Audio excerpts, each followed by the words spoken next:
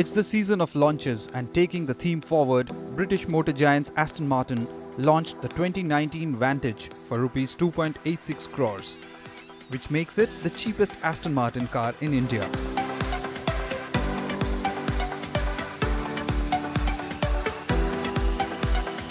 For over 7 decades, the Vantage has been one of Aston Martin's most iconic models.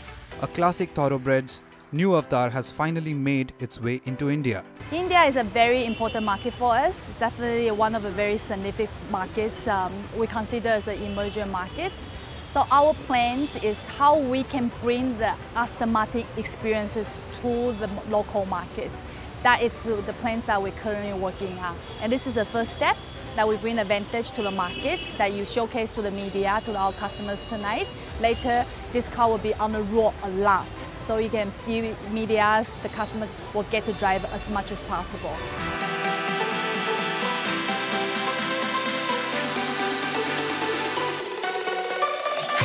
The new Vantage is the second of the 7 new models in 7 years plan that Aston Martin has implemented worldwide, powered by AMG-sourced 4-litre, 510 PS, 685 Nm twin-turbo engine with 8-speed automatic transmission.